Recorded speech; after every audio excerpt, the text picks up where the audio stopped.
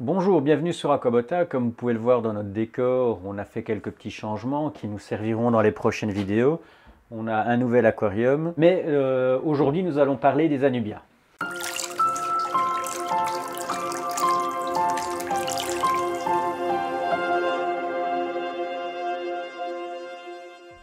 Un gros chapitre dans les plantes d'aquarium, c'est les anubias. Les anubias, c'est la plante facile et increvable par excellence.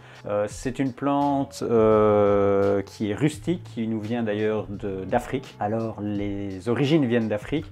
Après, on a énormément ce qu'on appelle le cultivar, c'est-à-dire d'hybrides qui ont été faits par différentes serres, que ce soit aussi bien Denner, l'Aquaflora, Songro et bien d'autres, Tropica aussi, pour ne citer que les plus grands. C'est une plante qui s'adapte de manière générale à tous les milieux, à un pH de 5 à 8, qui est résistant aussi bien aux cyclidés américains qu'africains. Il y a tellement de choses qu'on pourrait dire sur les anubias que faire une petite carte d'identité est assez réducteur. Que ce soit aussi bien en termes de dureté aussi, c'est une plante qui va supporter une eau très dure comme une eau moins dure. Donc voilà, c'est je dirais la plante star et excellente pour aussi bien du débutant que du confirmé. Les anubias, on peut les diviser de manière générale en trois grandes catégories. Vous avez d'abord les naines qui vont faire entre 5 et 10 cm, puis les tailles médians qui vont être entre 10 et 30-35 cm, et après on va dire les grandes à géantes qui peuvent faire de 30 jusqu'à 1 mètre pour des variétés que l'on utilise des fois dans des terrariums, mais rarement en aquariophilie. On va commencer par les anubias médians, car c'est de ces variétés-là que sont nées les variétés naines et les hybrides qui en découlent. Et justement, on va parler de l'anubia batteri, qui est la star en termes de culture, vu que c'est de cette plante que sont nés beaucoup de cultivars. C'est l'anubia par excellence qui va aller dans un bac de cyclidés, qui va faire jusqu'à 30-45 cm de hauteur. Comme pour toutes les anubias à venir, on a toujours un long rhizome assez solide. Cette partie-là, il ne faut surtout pas l'enterrer dans le sol. C'est la partie centrale que l'on va fixer soit sur une pierre, soit sur une souche. Tandis que la partie racinaire que vous voyez ici peut être mise dans le sol sans problème. Souvent, les gens nous demandent si on peut la planter. Le rhizome, non. Les racines, oui. Un point qui est aussi très important quand vous fixez vos anubias, c'est de ne surtout pas trop serrer votre rhizome. Si vous serrez trop votre rhizome, votre plante va étouffer. Dans les anubias médians, vous allez retrouver de manière générale 4 à 5 grandes plantes. Vous avez l'anubia batteri, qui est la souche originale, l'anubia batteri varnana, qui est celle-ci, qui a un feuillage un peu plus petit et une forme beaucoup plus petite. On a également l'anubia cophelia, qui elle est une anubia avec une forme de feuille allongée et assez texturée.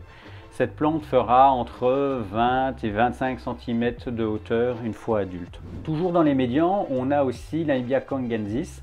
Alors de cette plante-là sont nées plusieurs variétés. Vous avez la kangensis ronde, et vous avez aussi une autre variété qui est l'Afzeli, qui est une même anubia avec une forme de feuille allongée que vous pouvez retrouver dans les plants médians. Ce sont des anubias qui feront entre 25 et 35 cm de hauteur.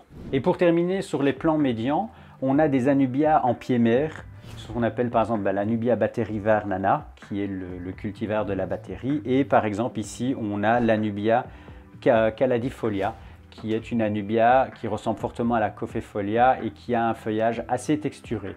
Passons maintenant à la plus grande partie, je dirais, des anubias qu'on utilise actuellement au sein de l'aquariophilie, ce sont les anubias naines. La plus connue est l'anubia nana. L'anubia nana est elle-même la descendante de l'anubia batteri. C'est une anubia qui fera 5 à 10 cm de hauteur et qui aura des feuilles assez rondes. Nous avons par la même occasion un hybride qu'on appelle l'anubia nana gold, qui aura un feuillage assez jaune, vert clair. Pour finir, nous avons l'anubia nana coin, qui est une anubia qui aura une feuille orientée et accessoirement parlant ronde. Dans les spéciales, on a aussi les anubias pinto, la jade, qui est d'ailleurs une nouveauté au moment où je vous parle, et la kérine, qui elle a un feuillage ondulé et assez texturé. Ça ressemble d'ailleurs un peu, à s'y méprendre, à une schismatoglottis en termes de feuillage.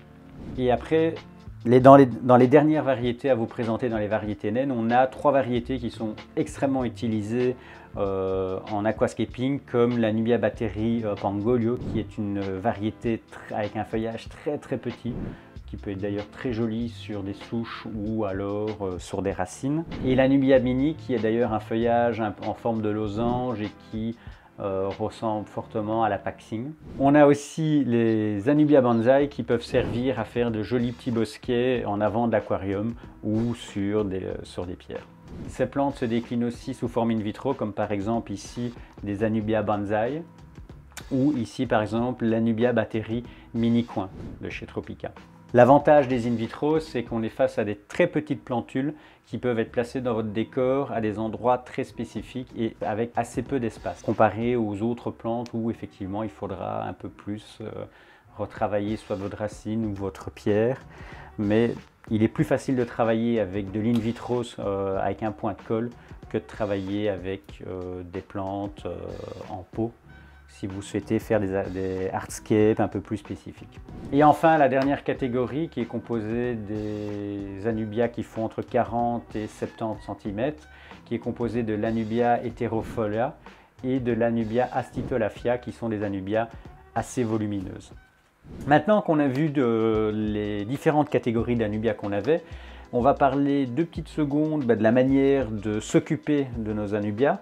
Donc, les Anubias sont des plantes à rhizome, donc il n'est pas question d'enterrer ce rhizome que vous voyez ici dans la terre. Si vous l'enterrez, la plante étouffera et mourra. Les racines peuvent aller dans la terre, ça ne pose pas de problème, mais le rhizome non.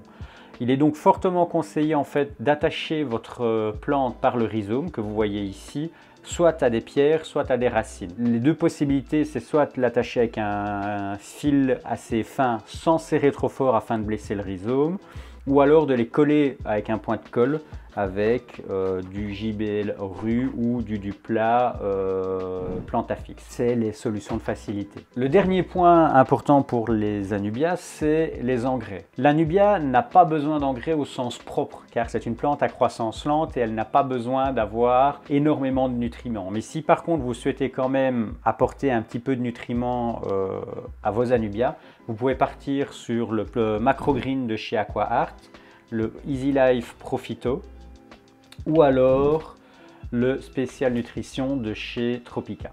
Dans les prochaines semaines, on vous montrera comment fixer une Anubia sur une racine avec une ficelle ou avec de la colle, et même chose avec une roche. Ceci clôture notre vidéo de cette semaine. Je vous remercie de l'avoir regardé. N'hésitez pas à nous laisser un like ou un commentaire sur la vidéo. Merci à vous. Au revoir.